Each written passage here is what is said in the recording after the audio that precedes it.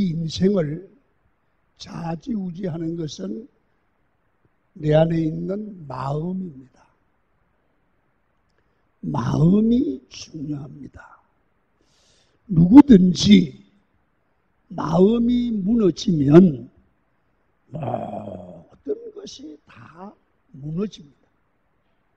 그래서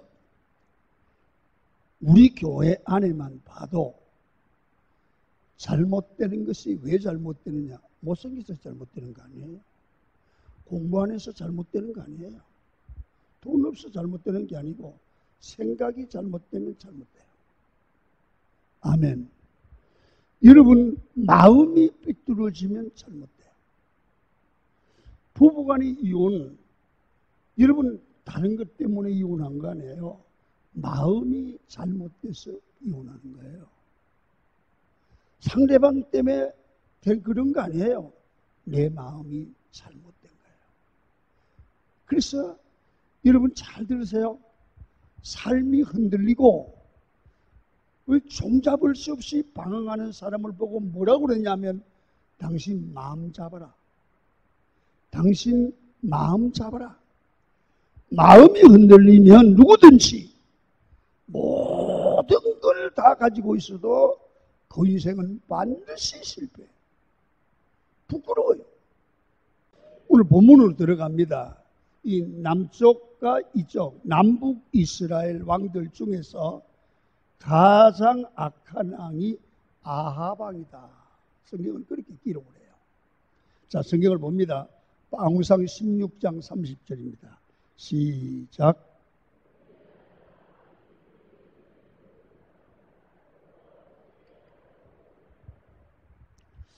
아합이 그의 이전의 모든 사람보다 여호와 보시기에 더욱 악을 행했다.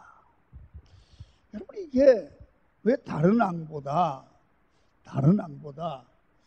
아합 왕이 이렇게 못되게 굴고 역대 왕 중에 가장 악을 많이 행했을까요? 여러분, 몇 가지 이유가 있겠지만 아합 왕이 부인 이세벨을 얻고 나서 점점 악해져 갔대요. 여러분, 이세벨이 왜 그렇게 아합 왕에게 영향을 미쳤느냐? 여러분, 두 가지입니다. 상당히 이세벨이 똑똑했던 거예요. 성경에 보면 여러 왕들 중에 이 왕비에 관한 기록이 별로 없는데, 여러분, 이 이세벨은 왕비의 사역, 일한 거, 그리고 그 친정 가문까지 다 소개를 하거든요. 그런데 이세벨은 이 남편 아합 왕과 이스라엘의 공동 통치자가 돼요. 나라를 다스린다고요. 두 번째는 이세벨이 왜 유명하느냐? 바알 숭배 신앙과 아세라 신을 도입했어요. 그래서 잘 봐요. 이스라엘 백성들로 하여금 여호와를 섬기지 말고 바알을 섬기는 그런 나라를 만들어가는 거예요. 그래 바알 숭배의 창시자가 됐어요. 그래서 여러분, 바알은 뭘로 만들었냐면 돌로 만들었는데 비와 풍요의 신이었습니다. 음란한 신이었습니다. 이스라엘을 뿌리 깊게 병들게 하고 우상 숭배로 이 국민의 정서가, 신앙이 넘어가게 하는 아주 나쁜 영향을 미친 그러한 왕비가 이세벨이거든요. 여러분, 그래서 이스라엘 백성 전체가 이세벨의 영향으로, 한 여자의 영향으로 말미암아 하나님을 떠나게 만들었어요. 이스라엘 전체의 신앙이 하나님을 떠나 바알 숭배로 바꾸게 하는 거예요.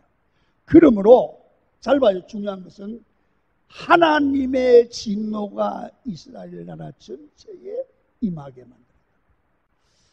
이러한 어려운 때에 여러분, 하나님을 바로 섬기는 바른 신앙이, 그런 신앙이 보이지 않는 거예요.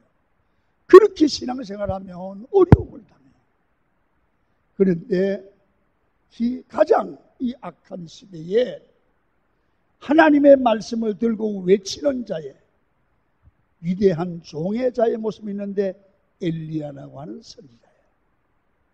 이 사람은 정치적으로 압박을 가해도 사회적인 구도가 바알 숭배 신앙으로 가도 그 사람 마음속에 하나님을 향한 사랑의 마음은 변하지를 않았다는 거예요.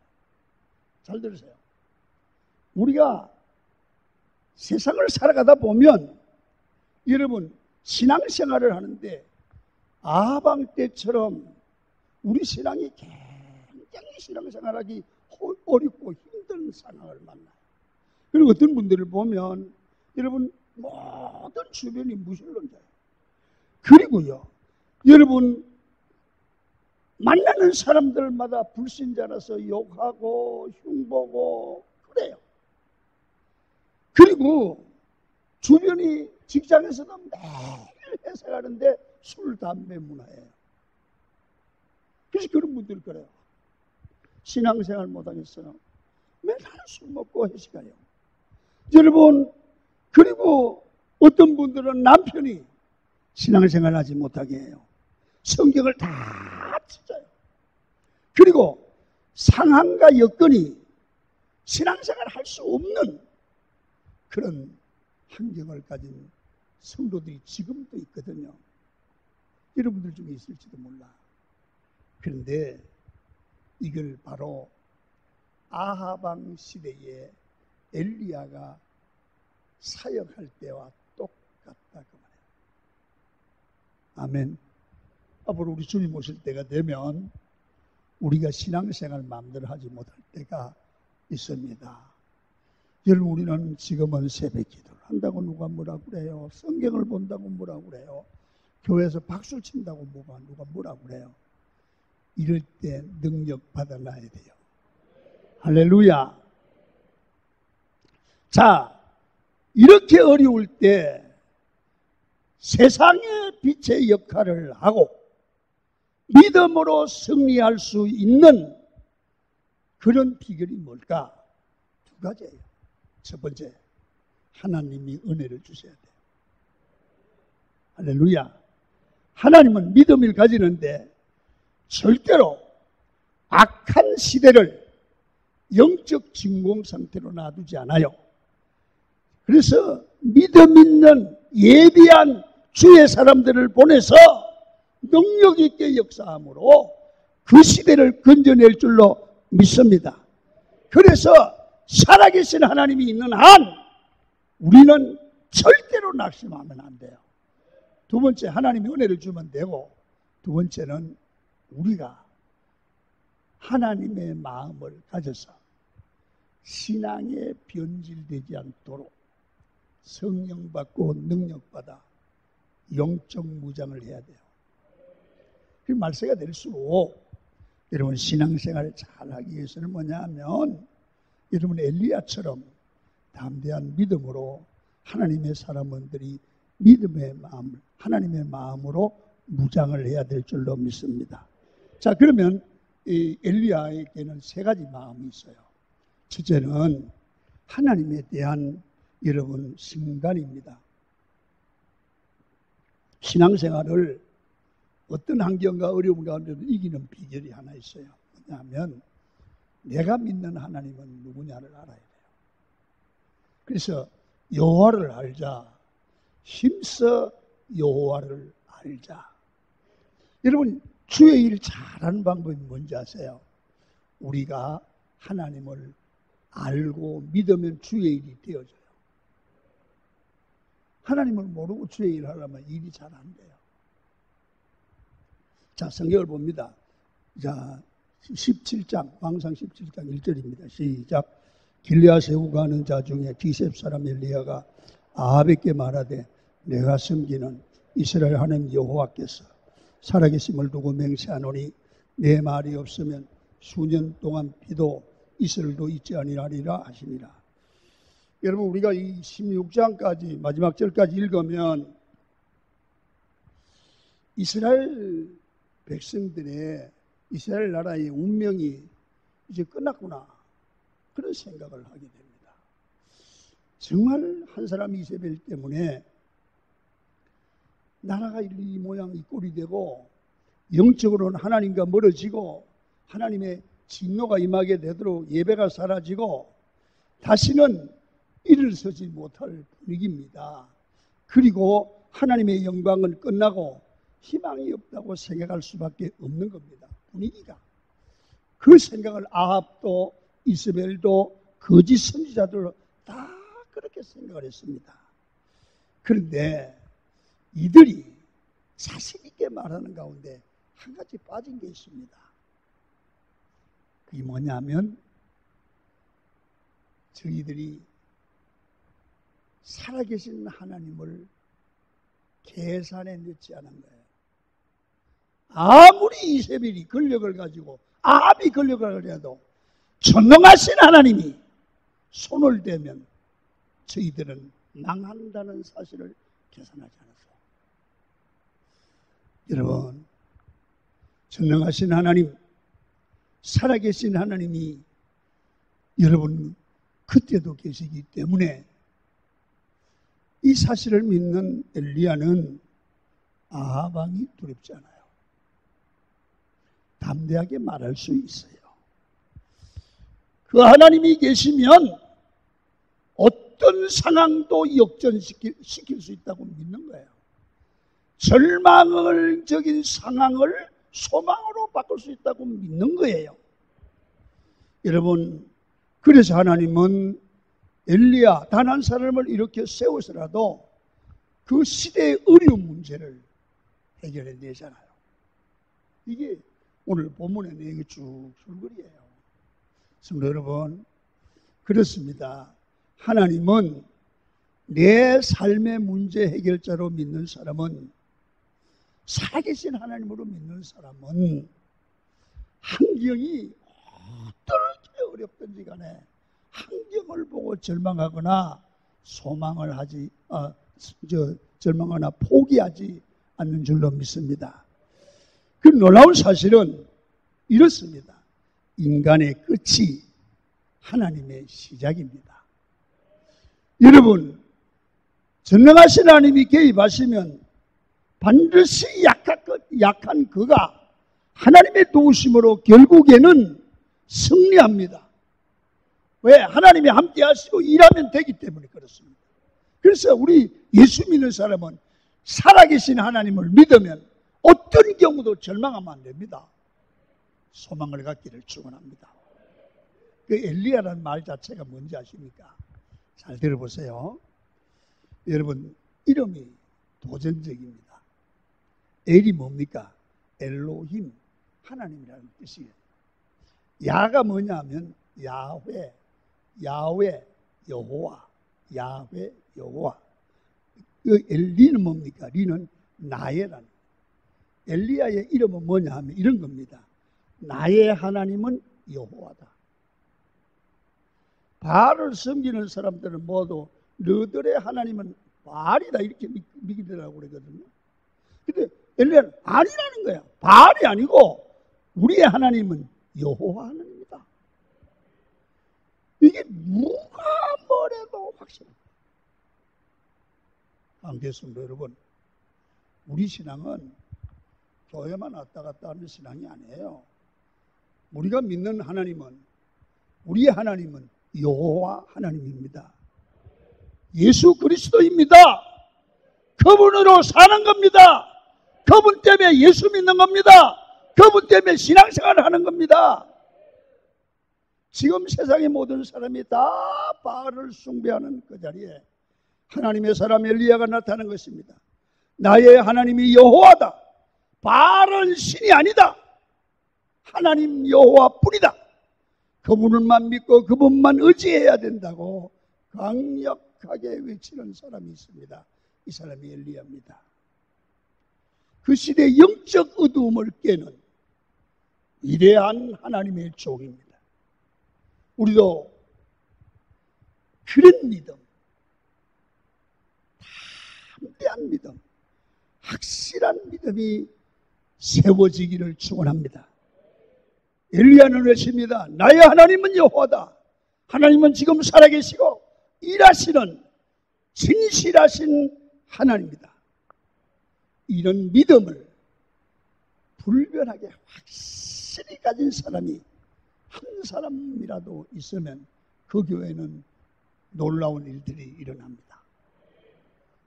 여러분이 그런 믿음을 소유하기를 축원합니다. 두 번째는요, 엘리야는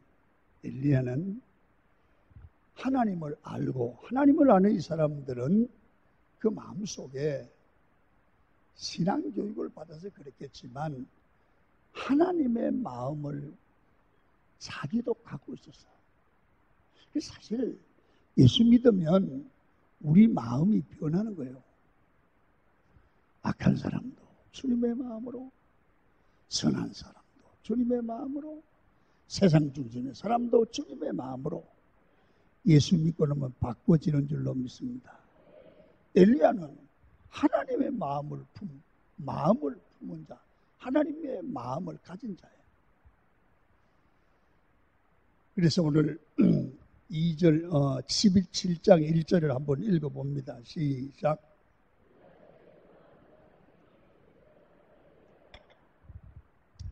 이 길리앗이라는 동네 자체가 요단 동편에 있는데요. 지역 자체가 험한 곳이고 시골입니다. 이 디셉이라는 곳은 깡촌입니다. 그래서 엘리야는 어디서 나왔냐면 아주 시골, 깡촌, 변방에서 나왔습니다. 그러니까 자기가 농촌 사람이고, 여러분 이 출신이 좋은 곳이 아닌 줄 아는 거예요. 그래 교만할 수가 없어요. 여러분 성경을 봅니다. 이 열왕기상 17장 하반절입니다. 시작.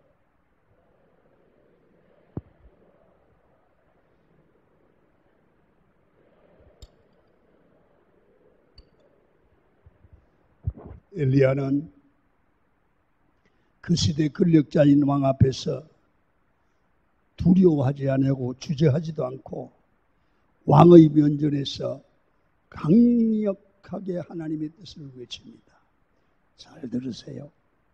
잘못 전하면 죽어요. 사형감이 왕이에요. 잘못하면 처형돼요.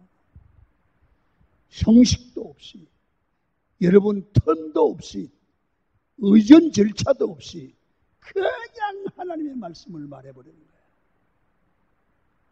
여러분, 하나님의 사람은 하나님의 뜻을 따라 살지 아합 왕을 두려워하지 않는 거예요. 여러분 오늘 잘 들어요. 저를 보세요. 여러분의 가슴 속에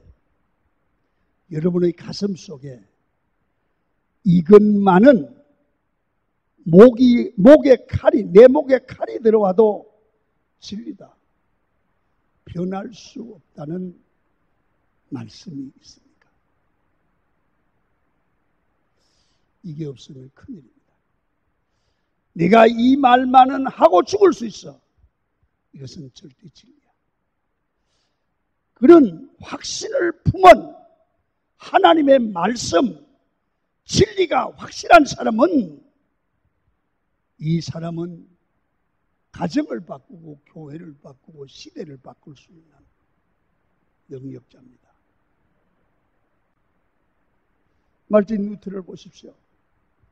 그는 온갖 고행과 선행을 통해 구원받으려고 애를 썼던 사람이었습니다. 고해 성사를 통해서 죄가 사해진다고 신부들에게 들어서 신부에게 자꾸 찾아가는가, 또 죄가 있으면 신부님, 또 죄가 있으면 신부님. 그랬더니 신부가 또 찾아오니까 여보시오, 죄를 한꺼번에 모아가지고 오세요. 그랬대잖아요. 그래서 해결이 안 되는 거예요.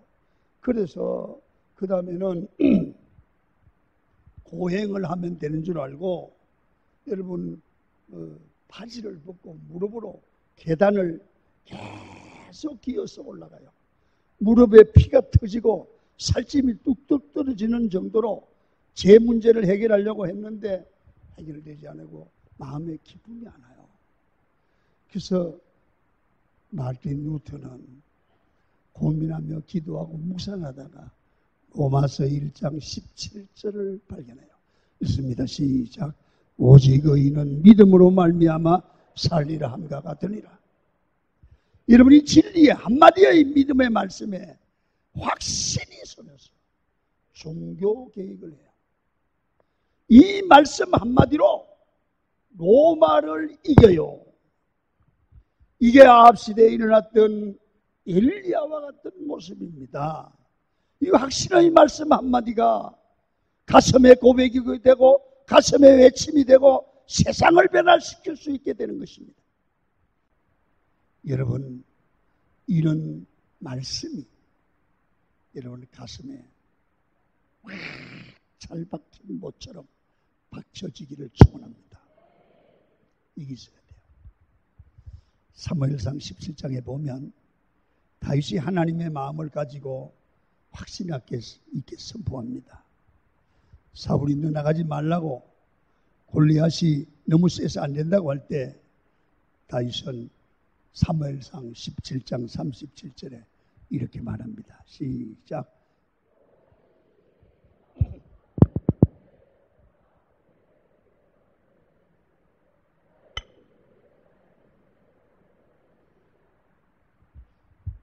여러분 보세요. 여기에 보면 다윗이 말합니다. 왕이시여, 골리앗을 내가 이기는 게 아닙니다. 나는 확신합니다. 하나님이 나와 함께 계십니다. 사자와 곰의 발톱에서 새끼 양을 건지려고 할 때 그때 함께 하니까 나 같은 소년이 사자와 곰을 이기듯 하나님은 골리앗을 대적할 때도 하나님이 함께하면 골리앗도 이길 수 있습니다.